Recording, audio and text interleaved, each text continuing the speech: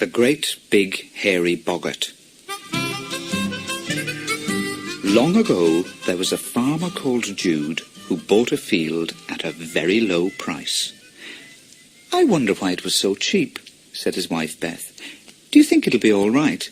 "Of course it will," replied Jude. "It's good land, and to think it's mine, all mine." "Mine, you mean?" Jude and Beth turned round and were amazed to see a great big hairy Boggart standing only a few yards away.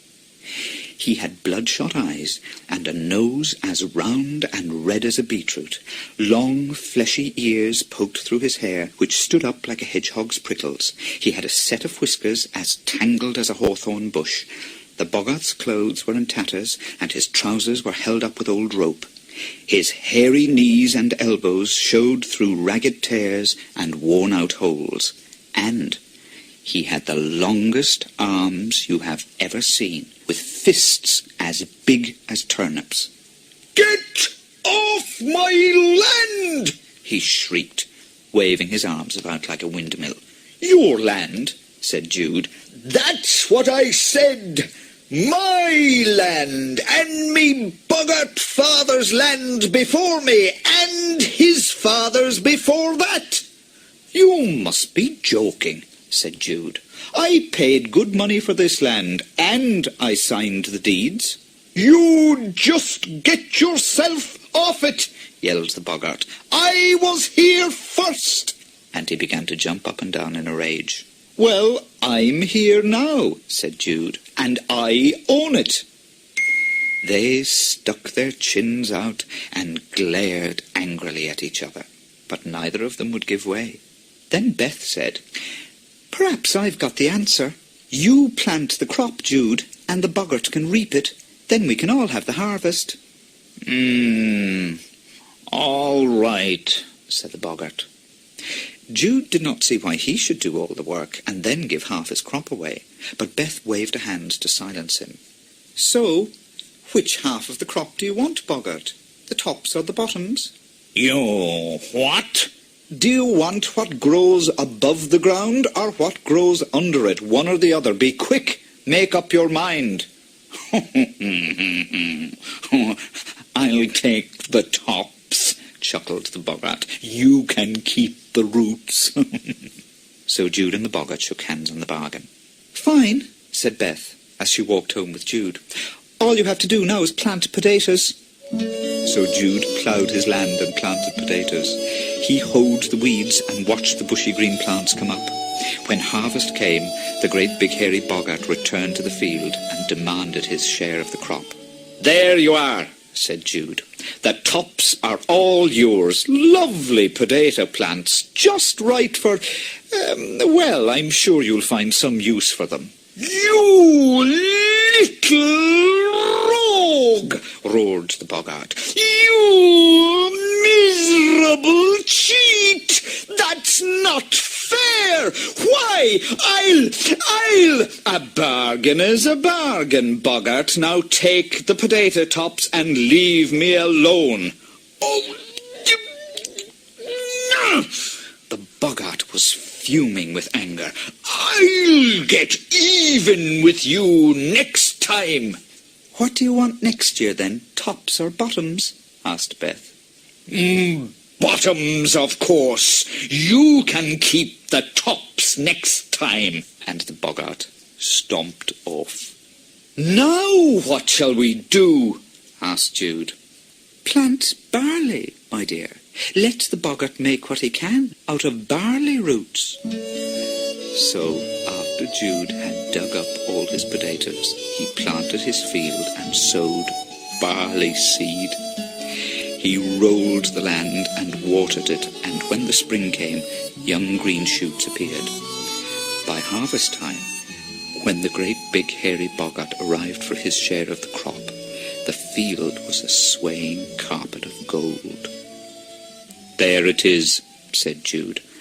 "I'll have the tops, and you can have the roots." The Boggart screamed with rage. "You've cheated me again, you little shrimp! Why, I'll... Now, said Jude, a deal's a deal. All right, Farmer Jude, you win this time, but next year we'll both have the top of the crop, and you'll plant wheat. When harvest time comes, we'll both reap it.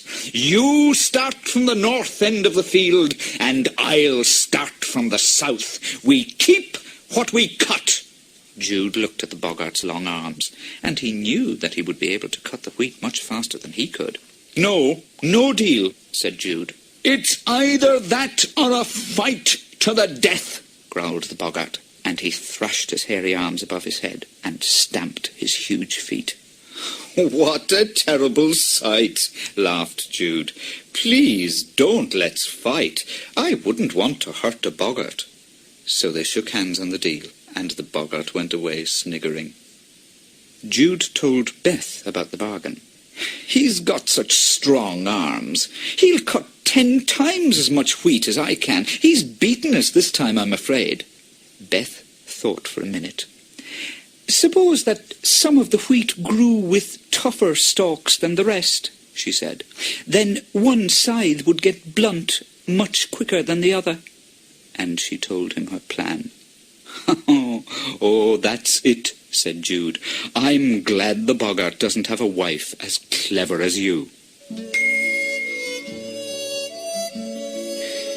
Jude ploughed the land and planted the wheat seed. Then he watched the crop grow tall and golden.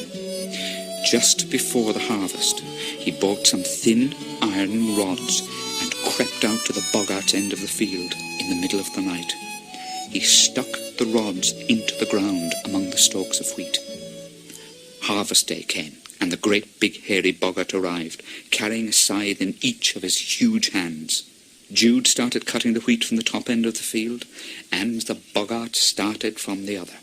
Jude swung his single scythe in steady, sweeping strokes, and the golden wheat fell down all around him. But the Boggart cut and hacked and sweated and swore, and then he stopped. The weeds in the wheat down this end seem mighty tough, he shouted. No trouble up this end, called Jude.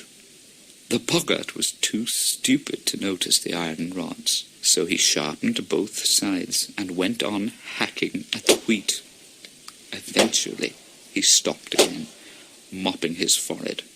I'm tired out with cutting these weeds. Really, said Jude, that's funny. I'm still as fresh as a daisy. The Boggart tried again, swinging his scythes in all directions, but with each stroke they got more blunt and chipped. Finally, he threw them down in a rage.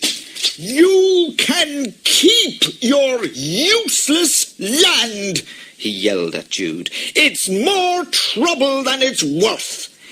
He strode off over a hedge and vanished down the road into the distance.